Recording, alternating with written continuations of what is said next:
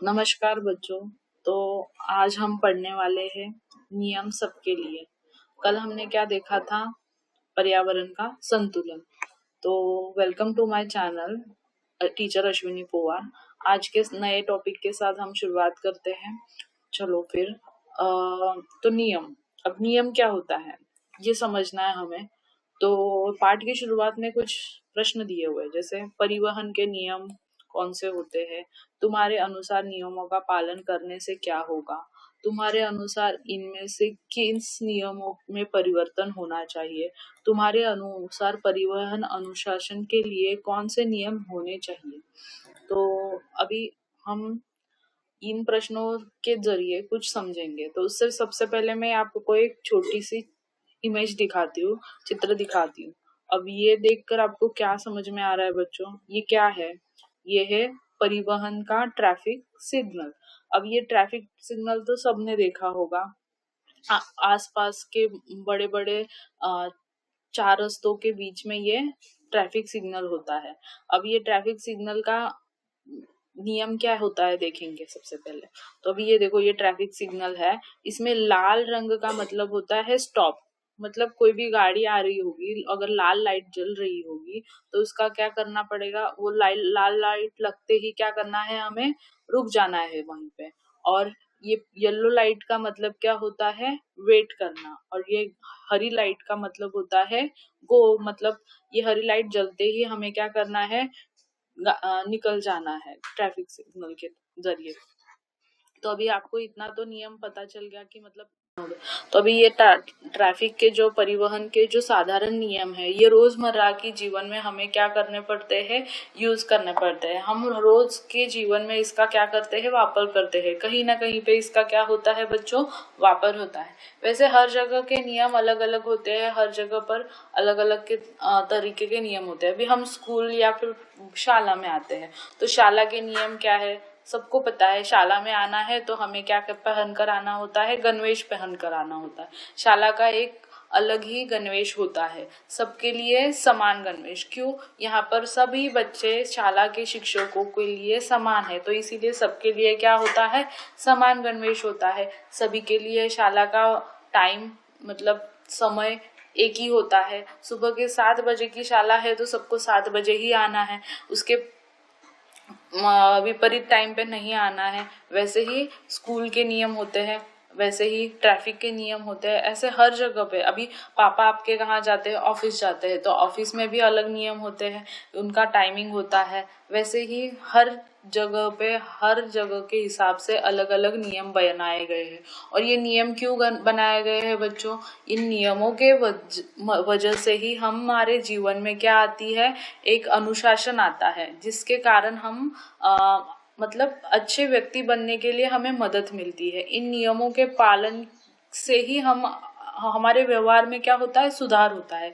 अगर ये नियम ही नहीं रहे तो सब अपने हिसाब से कैसे भी रहेंगे। इसीलिए ये नियम होना बहुत ज्यादा जरूरी है बच्चों। तो सबसे पहले देखो, अभी इसमें पाठ में क्या दिया है वो पढ़ेंगे हम।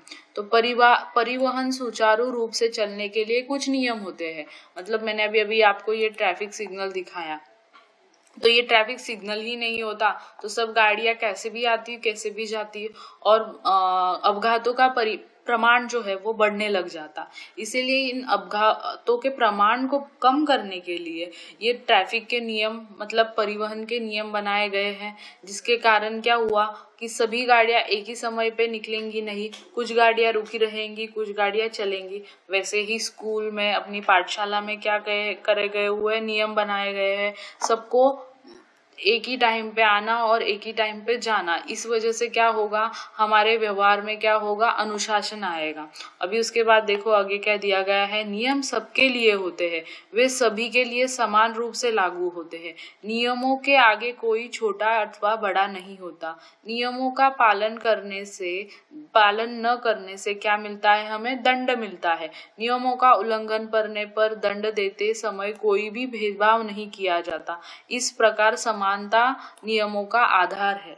मतलब बच्चों देखो, अगर आप स्कूल आ रहे हो, शाला में आ रहे हो, तो अभी आपको लेट हो गया तो आपको कोई शिक्षक क्या करेंगे, दंड करेंगे। उसी जगह पे और कोई आप का मित्र है वो भी स्कूल आने में देरी कर गया तो उसे भी उसी प्रकार का दंड मिलेगा। मतलब नियमों के वजह से क्या सब बच्चे एक जैसे हो जाते हैं स्कूल में। कोई गरीब नहीं, कोई अमीर नहीं। अमीर का बच्चा होगा उसी को भी समान दंड मिलेगा और गरीब का बच्चा होगा उसे भी क्या होगा, समान रूप में दंड मिलेगा। यहाँ पर कोई भेदभाव नहीं किया जाता और नियमों का उल्लंघन करने पर जो दंड मिलता है वो सभी के लिए क्या होता है, समान होता है। इससे क्या पता चलता है बच्चों, समानता पता चलती है। मतलब नियमों का सबसे बड़ा आधार क्या पता चलता है बच्चों, इसमें हमें समानता। फिर आगे क्या दिया है देखेंगे, समाज के लिए बनाए गए नियमों में होने वाले परिवर्तन। अब समाज में जो अभी ये हो गया पाठशाला का, फिर बाद में मैंने आपको परिवहन के नियमों का बताया। अब यहाँ पे क्या दिया हुआ है, समाज के लिए बनाए गए नियमों में होने वाले परिवर्तन। अब समाज का मतलब क्या होता है बच्चों, हमारे आजू बाजू में जो भी व्यक्ति है, मतलब पूरा आजू बाजू का कुटुंब है या भी कोई भी समाज, मतलब आजू बाजू के सभी लोग इस समाज में आते हैं। हमारा सामाजिक जीवन नियमों के आधार पर चलता है। ये नियम हम ही बनाते हैं। अब समाज में रहना है, मतलब आजू बाजू के हर जगह पे हमें रहना है, तो फिर उसके लिए हमने ही कुछ नियम बनाए हुए हैं। ये सबके क्या होते हैं, हित के लिए होते हैं। इसीलिए हम इसका पालन करते हैं। समाज के लिए बनाए गए नियमों में उचित परिवर्तन करने पड़ते हैं। समाज नियमन के लिए बनाए जाने वाले नियमों को और प्रकृति के नियमों में अंतर होता है। प्रकृति का व्यवहार प्रकृति के नियमों के अनुसार चलता है और प्रकृति का नियम हम बदल नहीं सकते, लेकिन समाज का नियम तो हम बदल सकते हैं ना बच्चों। मतलब प्रकृति का नियम और समाज का नियम, इसमें बहुत अंतर है। कैसे, समाज के नियम जो है वो हम सभी लोगों द्वारा बनाए जाते हैं। मतलब हमें जैसा अच्छा लगे, उचित लगे, हमारे समाज के लिए सही हो, वो सब समझकर फिर हम नियम बनाते हैं। लेकिन प्रकृति ऐसा बनाती है क्या? नहीं। प्रकृति अपने नियम खुद ही बनाती है। मतलब उसके खुद के अलग ही नियम है, जिसे हम कुछ नहीं कर सकते उन नियमों में। वो उसके नियम खुद लागू करती है और खुद ही ये करती है। जैसे सूरज का उगना, फिर चांद, अपना सूरज का उगना, चांद का उगना, फिर हमने पिछले पाठों में देखा था पृथ्वी का घूमना, परिक्रमण। ये क्या हो गए बच्चों?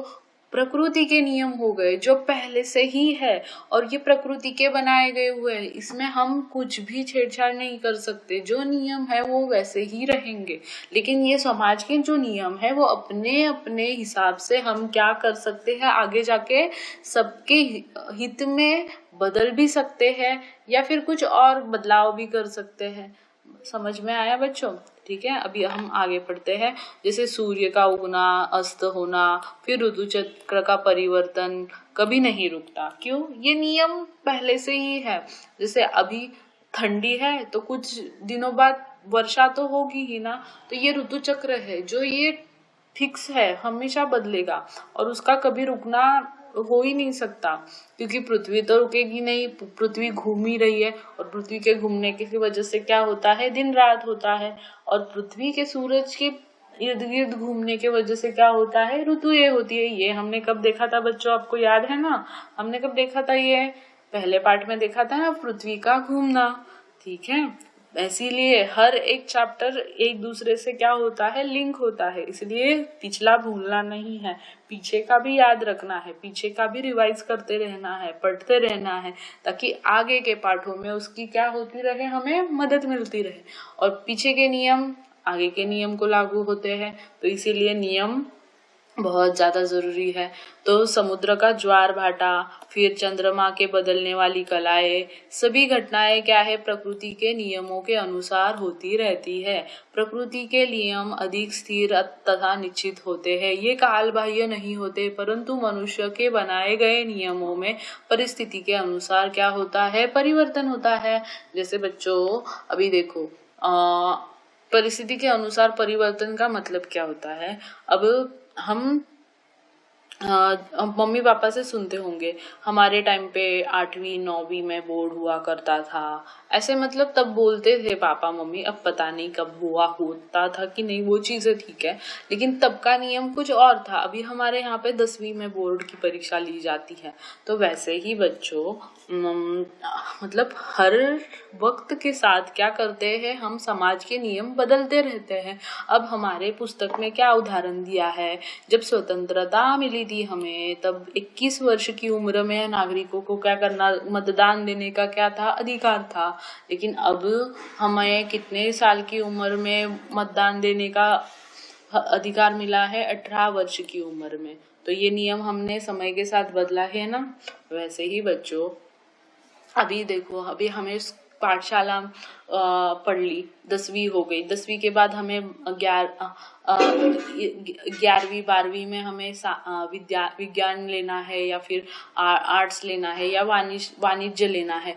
तो इसके लिए भी अलग अलग नियम होते हैं। मतलब हर शिक्षा के नियम अलग है, परिवहन के नियम अलग है, फिर ऑफिस के नियम अलग है। मतलब हर जगह के नियम अलग अलग है, और इन नियमों के वजह से ही क्या होती है, हमारे में अनुशासन और क्षमता करने की, कार्य करने की क्षमता क्या होती है, बढ़ती रहती है बच्चों। इसीलिए देखो, अभी हमें क्या समझ में आया, प्रकृति के नियम अलग होते हैं और समाज के नियम अलग होते हैं। लेकिन प्रकृति के नियमों में हम बदल नहीं कर सकते, लेकिन उसी जगह समाज के नियम हम अपने हिसाब से आगे जाकर क्या करते हैं, उसमें बदलाव कर सकते हैं। ठीक है बच्चों, अभी आगे देखते हैं आगे क्या दिया हुआ है। अब देखो, यहाँ पे कुछ प्रश्न दिए गए हैं। तुम लड़की के प्रश्न का उत्तर दोगे। तुम्हारे अनुसार लड़की और लड़का भेदभाव और किन किन बातों में किया जाता है। अब आप यहाँ पे एक लड़की की दी हुई है और एक शिक्षक दिए हुए। सभी आयु वर्ग के पंक्तियों को पौष्टिक भोजन की आवश्यकता होती है। फिर लड़की बोलती है, क्या लड़कियों को उतने पोषक आहार की आवश्यकता नहीं होती जितनी लड़कों को होती है। मेरे घर में कहा जाता है कि केवल भाई को पौष्टिक भोजन दिया और मुझे नहीं देने की आवश्यकता। तो फिर ऐसा सही है? तो बच्चों, अब इस प्रश्न के ऊपर आपका क्या कहना है? तो नहीं ना, लड़का और लड़की समान होने के कारण लड़की को जितना पौष्टिक आहार की जरूरत है उतनी ही लड़के को भी है। तो इसीलिए यहाँ पर भेदभाव होना उचित है या अनुचित है? तो बच्चों क्या कहोगे इस पर? तो सही है ना। लड़का और लड़की के भोजन के इसमें हमें क्या करना नहीं चाहिए, भेदभाव नहीं करना चाहिए, क्योंकि दोनों को उतने ही पोषक आहार की क्या होती है, आवश्यकता होती है। लड़का और लड़की के बीच में भेदभाव करना अनुचित है। लड़कियों को आहार कम देना अथवा विद्यालय में न भेजना, ये उन पर क्या करना है, अन्याय करने के बराबर है। तो ऐसा अन्याय समाज के अन्य घटकों पर भी होता हुए दिखाई देता है। अब इन चित्रों में तुम्हें क्या अन्याय होता हुआ दिखाई दे रहा है? देखो, ये एक बेचारा मजदूर गरीब इंसान है, और ये सेठ जी है जिनके पास से इन्होंने क्या है, कुछ कर्जा लिया हुआ है। तो अभी ये जो गरीब व्यक्ति है, ये क्या आता है, सेठ जी के पास आता है और बोलता है कि तुम्हारे सभी पैसे मैंने वापस तो कर दिए हैं, फिर भी कर्ज कैसे रह गया। तो अभी ये जो सेठ है, इससे झूठ बोल बोल के ज्यादा पैसे ले रहा है, जबकि इसने सारा कर्जा तो उतार दिया है, और ये उस पर क्या कर रहा है, एक प्रकार का अन्याय कर रहा है। वैसे ही अभी ये चित्र आपको दिख रहा है, देखो, ये गरीब महिला है जो इनके घर पे काम करने आती है, रोज बर्तन या फिर कपड़े ऐसे काम करती है। तो एक भी दिन छुट्टी लेकर महीने भर का काम नहीं करती हूँ, तो भी इतना कम वेतन क्यों देती हो? तो अभी ये स्त्री इस स्त्री पर क्या कर रही है, एक प्रकार का अन्याय ही कर रही है ना। वो बिना छुट्टी लिए हर रोज उस औरत के घर का काम करती है, फिर भी उस औरत को, महिला को कुछ भी मतलब सही का वर्तन नहीं देती और ना तो कम पैसे अच्छे से देती है, ना वेतन उसका अच्छा देती है। तो इसका मतलब ये एक प्रकार का अन्याय ही हो गया ना। तो इसीलिए नियम जो होते हैं वो सबके लिए समान होने चाहिए, ताकि वो किसी पर अन्याय ना हो और किसी के लिए मतलब भेदभाव ना हो। तो अभी देखो बच्चों, अभी यहाँ पे नियमों की कुछ सूची दी हुई है। तो अभी ये सूची क्या है हम देखते हैं। नीचे नियमों की एक सूची दी गई हुई है। प्रत्येक नियम का उद्देश्य कुछ है। कुछ नियम के अनेक उद्देश्य है। कक्षा में इनके प्रत्येक नियम पर चर्चा करो। मुझे ऐसा लगता है शीर्षक देकर उसके ऊपर चर्चा करेंगे। अब देखो, सार्वजनिक स्थानों पर ध्वनि निक्षेपक पर रात में 10 बजे के बाद लगा प्रतिबंध। अब ये प्रतिबंध लगाना महत्वपूर्ण है या नहीं बच्चों? तो अभी देखते हैं क्या लिखा है यहाँ पे। सार्वजनिक स्थानों पर ध्वनि निक्षेपक और पर रात में 10 बजे के बाद में क्या करना पड़ता है? प्रतिबंध लगाया दिया जाता है। क्यों?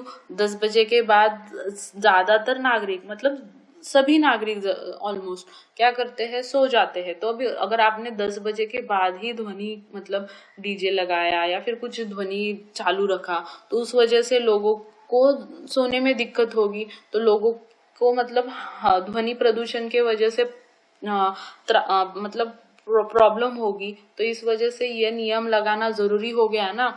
तो इसीलिए ये नियम समाज की व्यवस्था के लिए बहुत जरूरी है। अब इसके बाद का कौन सा नियम दिया गया है? लड़का लड़की के लिए निशुल्क प्राथमिक शिक्षा।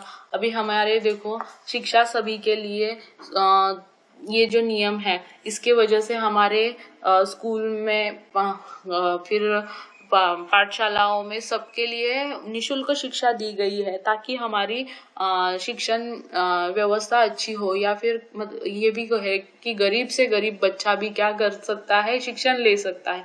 इसीलिए हमारे भारत में शिक्षा निशुल्क की गई है, ताकि सब से गरीब बच्चा भी और सबसे अमीर बच्चा भी क्या कर रहे? प्राथमिक शिक्षण ले पाए। इसीलिए शिक्षण क्या है? निशुल्क किया गया है। अब उसके बाद क्या दिया गया है? हम नदी या फिर कहीं धार्मिक स्थल पर जाते हैं, वहां पे क्या लिखा होता है?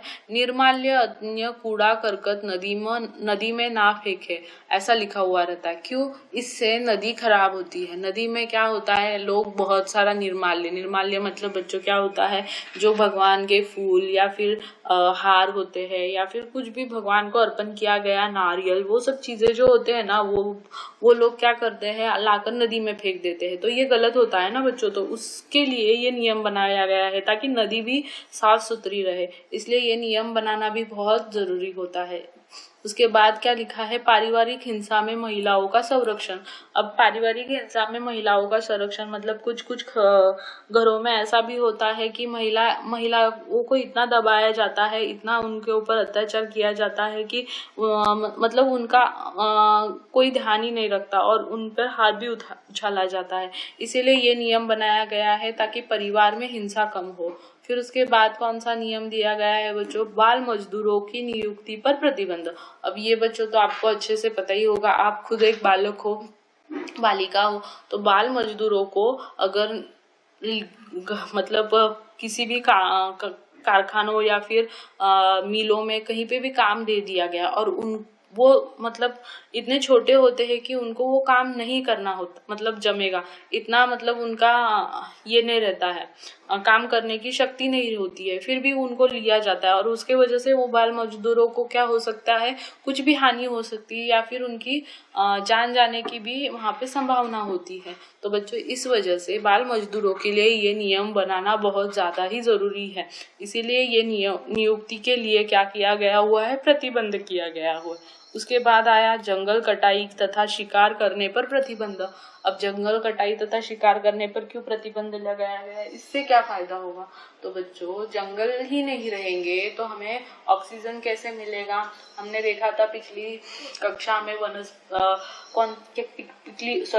पिछले पाठ में हमने देखा था, क्या देखा था? पर्यावरण के संतुलन में जल चक्र देखा था हमने। फिर क्या देखा था? आहार श्रृंखला देखी थी। अगर आहार श्रृंखला का सबसे आधारभूत घटक कौन सा था? हमने देखा था वनस्पति देखा था। अगर हमने वनस्पति ही नहीं बचाई तो हमें ऑक्सीजन नहीं मिलेगा। तो वनस्पति से ही तो हमारे जीवनमान की शुरुआत है। इसीलिए जंगल कटाई तथा शिकार करने पर प्रतिबंधन होना ही चाहिए। और शिकार क्यों कम करना चाहिए? अभी आहार श्रृंखला हमने देखी थी, अगर बीच का कोई एक भी कड़ी टूट गया तो फिर सारी आहार श्रृंखला क्या हो जाएगी? टूट जाएगी ना। इसीलिए बच्चों मतलब शिकार करने पर भी क्या किया गया हुआ है? प्रतिबंध किया हुआ है। हर एक प्राणी एक दूसरे से किसी न किसी कड़ी से जुड़ा हुआ है।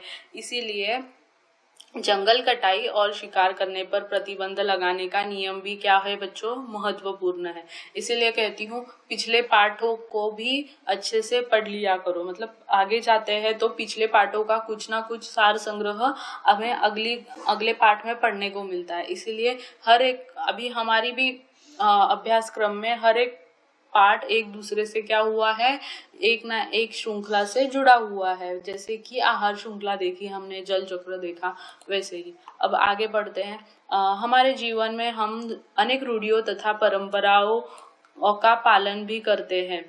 हम अपने माता पिता, दादी दादा तथा सगे संबंधियों को देखकर हम उन परंपराओं का पालन करते हैं। हमारे समाज में कई अच्छी रूढ़ियां तथा परंपराएं हैं।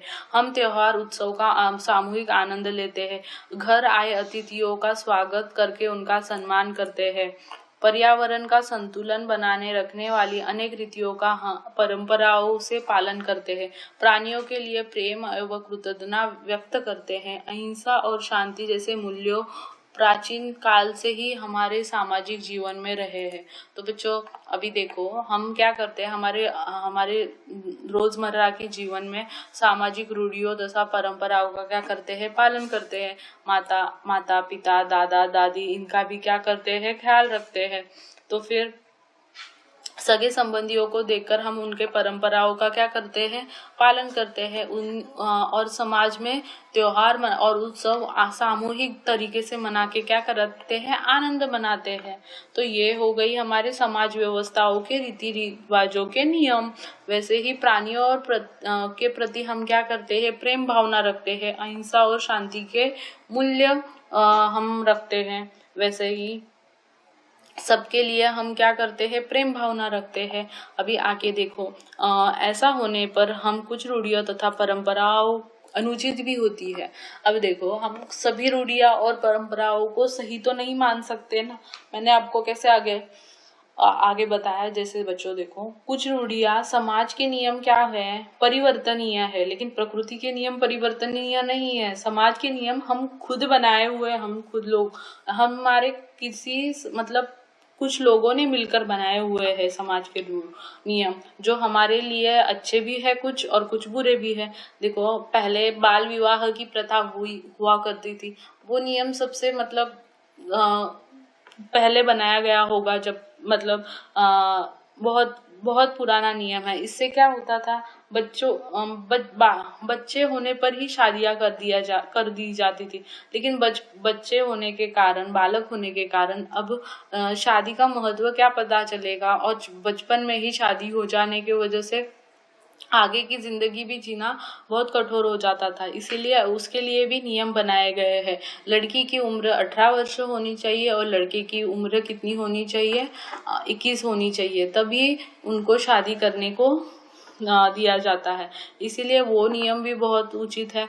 अभी उसके बाद कौन सा नियम दिया गया हुआ है? जाति भेद के कारण समाज में ऊंच नीच की खाई निर्माण हुई है। अभी जाति भेद, अब ऊंच नीच की खाई कैसे निर्माण होती है? ये ऊंच है, ये नीच है। मतलब अभी नीचे की जाति के लोगों को अच्छा व्यवहार नहीं करना, उनसे अच्छे से तरीके से बात नहीं करना, वो नीच है, ऐसा वैसा बोलना। इससे क्या हो रहा है? समाज में दूरी निर्माण होती जा रही है। इसीलिए वहां पर भी नियम बनाने जरूरी है, क्योंकि हर एक व्यक्ति समान होता है। अब भारत में कई अनिष्ट रूढ़ियों को निर्मूलन किया गया है। जैसे हमारे देश में सती प्रथा थी। फिर सती प्रथा का मतलब क्या होता है? सती प्रथा का मतलब होता है पति के मर जाने के बाद में उस औरत को उसी अग्नि में जला दिया जाता है। लेकिन वो कैसे? जीवित जला दिया जाता था। तो ये सती प्रथा भी बहुत ही मतलब क्या बोलते हैं, बहुत हिंसक थी। इस वजह से क्या होता था? मतलब उस औरत के ऊपर बहुत ज्यादा अत्याचार हो जाते थे। उस औरत की क्या गलती थी उसके पति मर जाने के बाद? इसीलिए वो नियम भी क्या किया गया, समय के साथ बदल दिया गया। वैसे ही और कौन से नियम है, जैसे जादू टोना करके लोग कुछ कुरीतियां करते थे, जैसे कुछ भी मतलब झूठ झाट बोल कर कि ऐसे करोगे तो ऐसा होगा, ऐसे करोगे तो वैसा होगा। मतलब ये सब अंधविश्वास की चीजें हैं, जो जिसका सर्वप्रथम कानून जो लाया गया अंध प्रथा के अगेंस्ट, वो कहाँ लाया गया था? महाराष्ट्र में लाया गया था। अब विवाह में दहेज लेने की प्रथा पर भी कानून लाया गया है। मतलब अभी तो विवाहों में उतने प्रमाण में दहेज नहीं लिया जाता, लेकिन फिर भी अभी तक है वो चीजें। लेकिन बच्चों, दहेज का मतलब होता है कि लड़की वाली के तरफ से लड़कों को कुछ भी मांगने का हक रहता है। जैसे पैसे हो गए, गाड़ियां हो गई, बंगले हो गए, ये सब चीजें मांगने की परंपरा थी, जो अब कानून करने के वजह से थोड़ी थोड़ी क्या हो रही है, कम होते जा रही है। लेकिन अब उस वजह से क्या होता था, लड़कियों को बहुत परेशानी झेलनी पड़ती थी, ताकि दहेज अगर ना दिया गया तो फिर वो लड़की को बहुत हिंसा की जाती थी, उसके ऊपर अत्याचार किए जाते थे। तो ये भी एक मतलब बहुत हिंसक ही था ना। इस वजह से इसी के लिए भी हमारे भारत में क्या किया गया है, नियम किया गया है।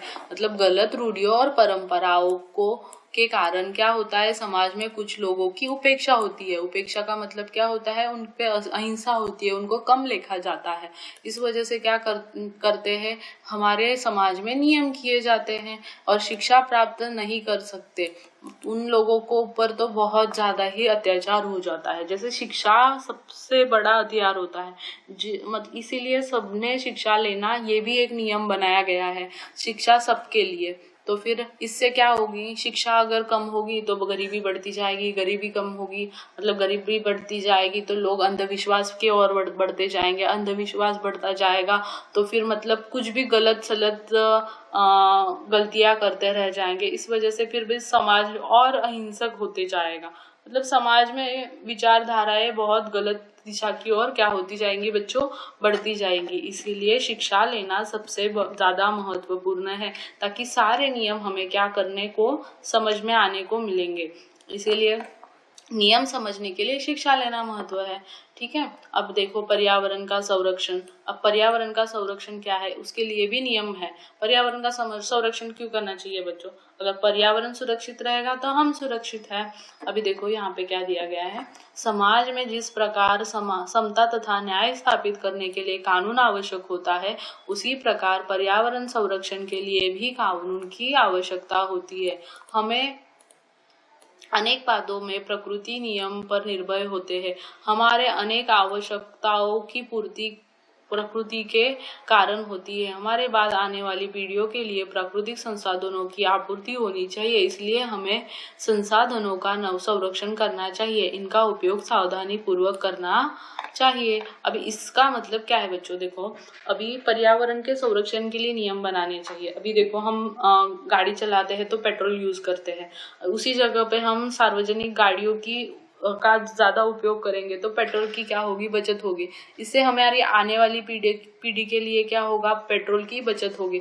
अगर हमने अभी ही सारा पेट्रोल क्या कर लिया, वापर कर लिया उसका, तो फिर आगे की पीढ़ी के लिए उसका उपयोग होगा क्या? नहीं होगा, उनके लिए बचेगा ही नहीं। तो वो कहाँ से वापर करेंगे? क्योंकि पर्यावरण के संसाधन जो है बच्चों, वो बहुत ही सीमित है। मतलब कुछ दिनों बाद वो समाप्त हो जाएंगे। और ये जो पर्यावरण के संसाधन है, उनका निर्मित की प्रक्रिया भी बहुत लाखों करोड़ों सालों की है। मतलब वो जल्दी निर्माण नहीं होता है, उनका निर्माण होने के लिए लाखों करोड़ों साल लग जाते हैं। तो वो चीजें होने की वजह से हमें उन चीजों को, मतलब पर्यावरण के जो संसाधन है, उनका वापर क्या करना पड़ेगा, बहुत ही सोच समझ के करना पड़ेगा। इसीलिए ज्यादा से ज्यादा जहाँ बचत हो सकती है वहाँ बचत कर लेनी चाहिए, जहाँ पे उनका वापर कम कर सकते हैं कम करना चाहिए। इसीलिए हमें पर्यावरण के संसाधनों का क्या करना चाहिए, सावधानी पूर्वक वापर करना चाहिए बच्चों।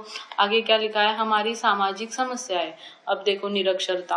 अब निरक्षरता तो सबसे बड़ी समस्या है आजकल के जीवन में। अगर हम पढ़ाई लिखाई ही नहीं करेंगे तो फिर आगे कैसे बढ़ेंगे और हमारी क्या बोलते हैं प्रगति कैसे होगी? तो हम पढ़ किस लिए रहे हैं, हमारे प्रगति के लिए ही पढ़ रहे हैं ना। फिर ये अंधविश्वास तो अभी पहले से बहुत कम हो चुका है। अंधविश्वास का मतलब होता है वो जादू टोना, उन सब चीजों पे विश्वास रखना। उसके बाद बाल विवाह।